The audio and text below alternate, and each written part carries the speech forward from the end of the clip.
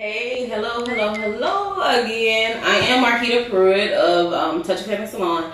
We just did a broadcast where we did a live demonstration of a style, and so we were asked about a Q&A, so we wanted to come back and ask any questions that you guys, or answer any questions that you may have. So fire away.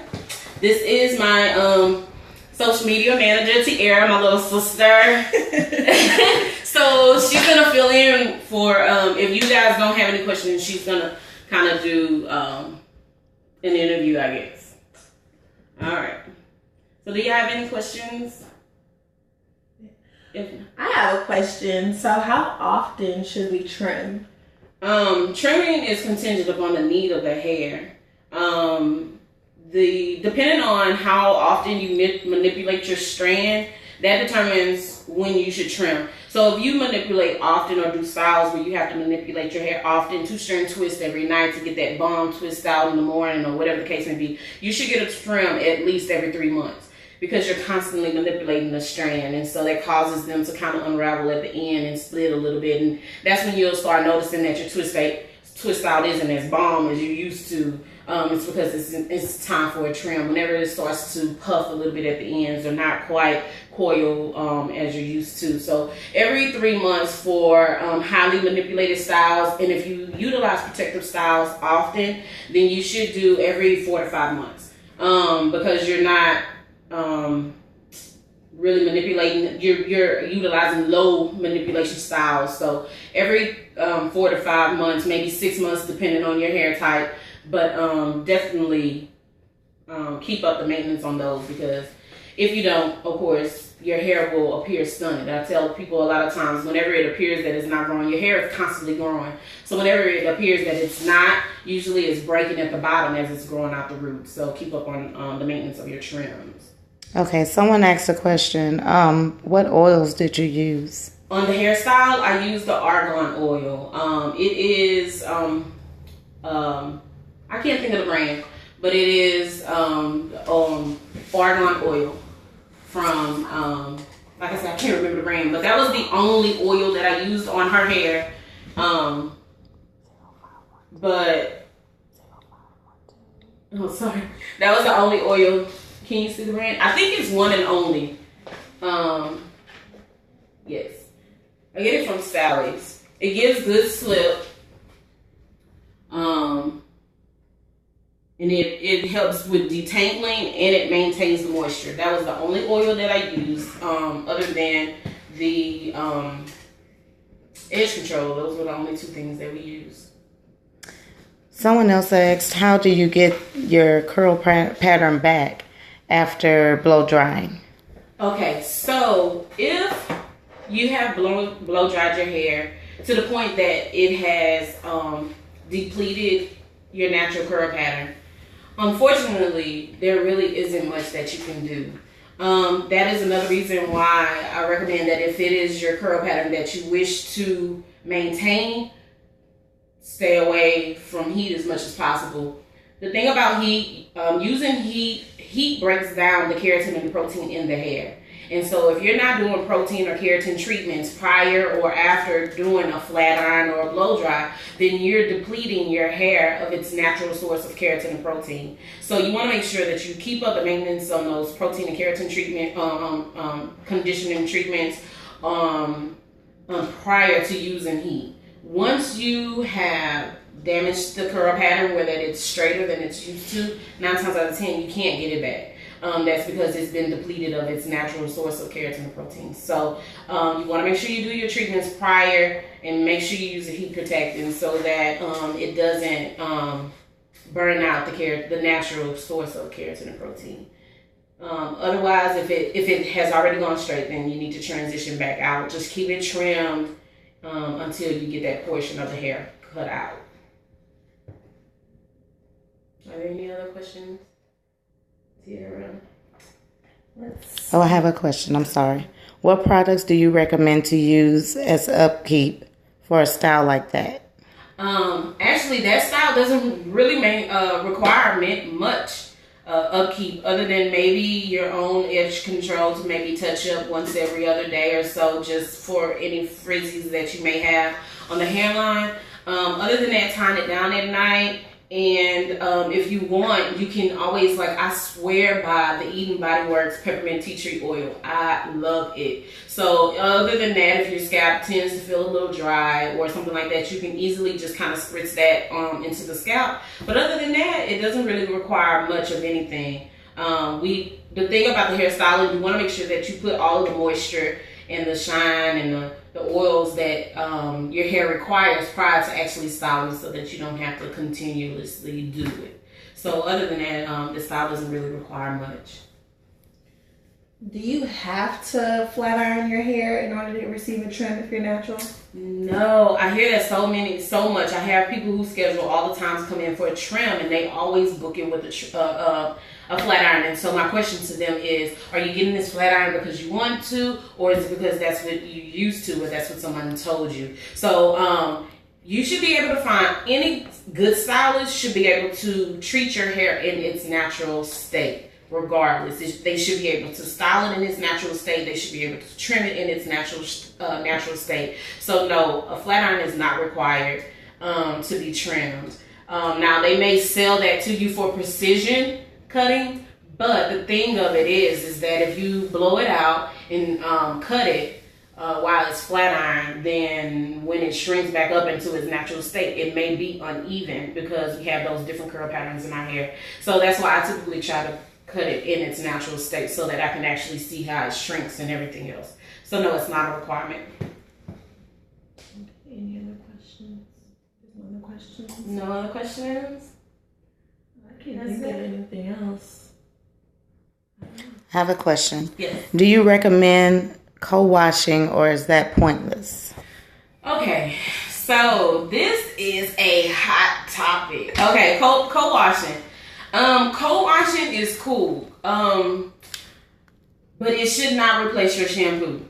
No. No. So shampoo, it really does serve a point in keeping your hair healthy. It removes the buildup, the products, everything in your hair. It kind of clarifies it. If you don't remove that from your hair, it can clog your pores. It can cause alopecia. It can lead to other hair issues. So you do want to shampoo. Is co-washing okay? Co-washing is fine, but it should not replace the shampoo in your regimen. If your shampoo is over drying, then you should find one that is more moisturizing, maybe less chemicals, no sulfates, no parabens, and different chemicals like that. But co-washing should not replace your shampoo. You can always tell my clients to alternate between. So if you're used to cleansing every week, then you should shampoo 1 week, co-wash the next, shampoo 1 week, co-wash the next. So again, it shouldn't replace your shampoo. So when you're doing the shampoo, you add a conditioner though, shampoo and conditioner. Well, if your shampoo is moisturizing, you shouldn't have to add a conditioner to it. You can for extra precaution, but like the shampoos that I use, they're moisturizing already, so they don't strip my hair. A couple that I recommend, I love the Design Essentials Almond and Avocado shampoo. I also love the Uncle Funky shampoo. And then the ones that I use in the salon is Essations and Naked, and they're also sulfate free. So as long as it's sulfate free and moisturizing, then you shouldn't have to do that. But as an extra bonus, you can always pre-poo or add a conditioner just to kind of dilute the shampoo down.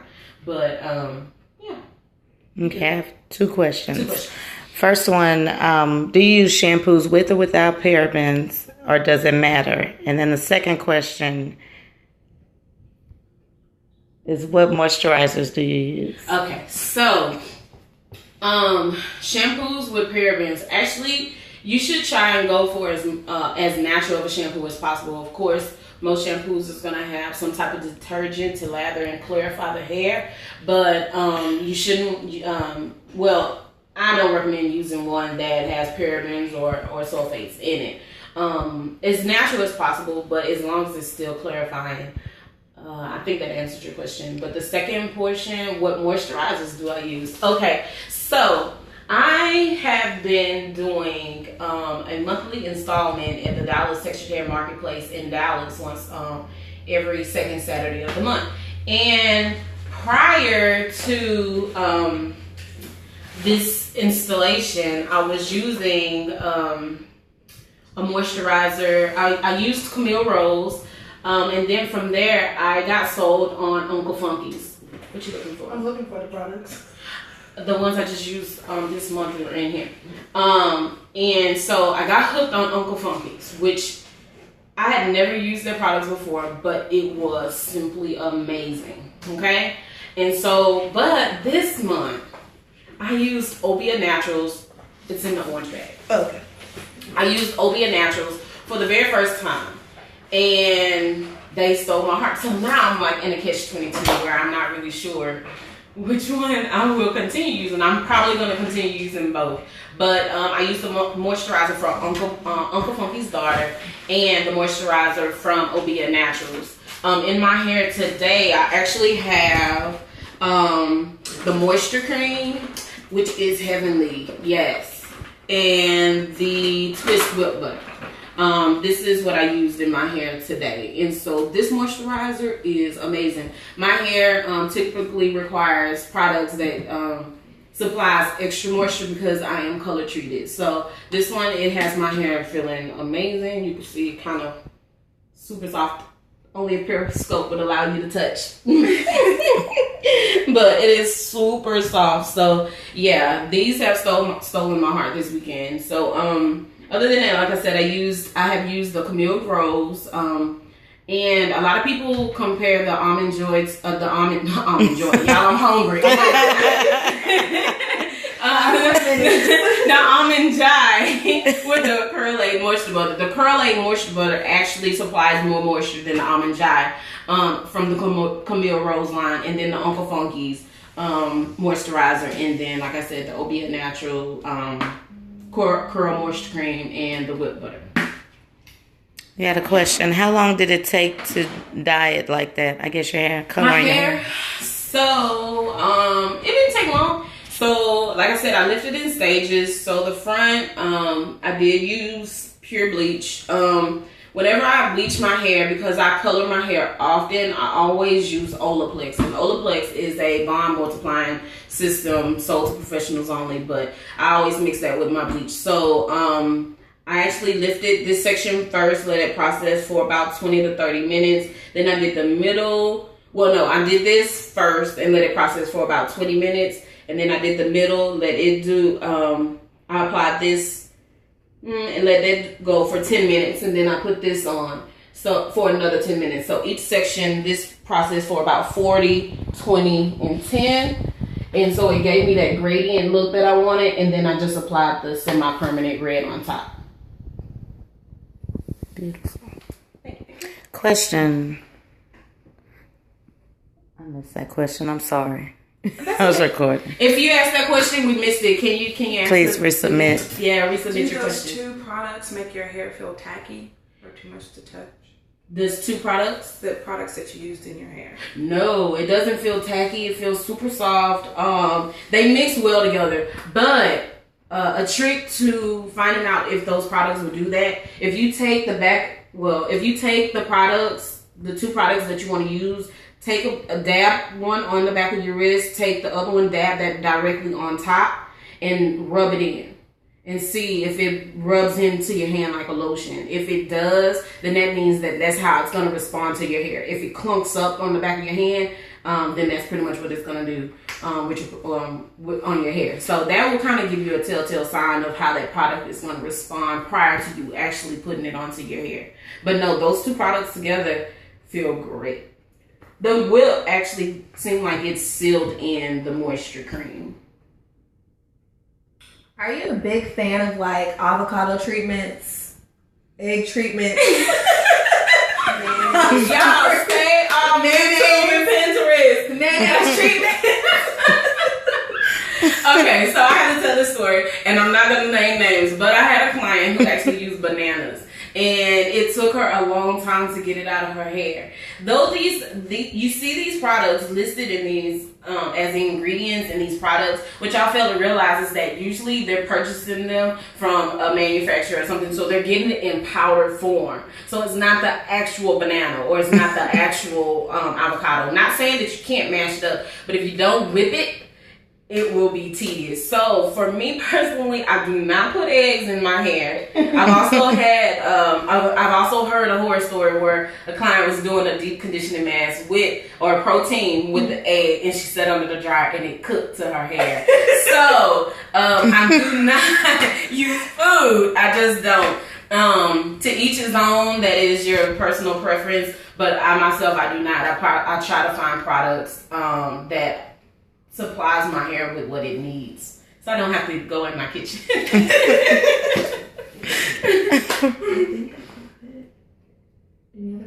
Any other questions? Not at the moment. No. Well, thank y'all for tuning in. We'll definitely do this again. Did you enjoy it? I did. I enjoyed it. The questions made me feel less nervous for whatever reason. So I thank you guys for chiming in. Thank you for the question. Oh, so we got one. Oh, do you have a question? Go ahead. G2 Styles. Uh-huh. I haven't sent it yet, but she said I do. Uh-oh. My goodness. So you have lots of people joining, lots of likes. Yes. Thank you guys for chiming in. Thank you so much. We thought we had another question coming in, but I guess we don't. Yeah. So until next time, we'll try and do this often, but to keep up with our scopes, make sure you follow us on Instagram at Touch of Heaven Salon. That's TOUCH of Heaven Salon. I almost forgot how to spell it. Touch of Heaven Salon at IG, Instagram. So until next time, check you later. Thanks.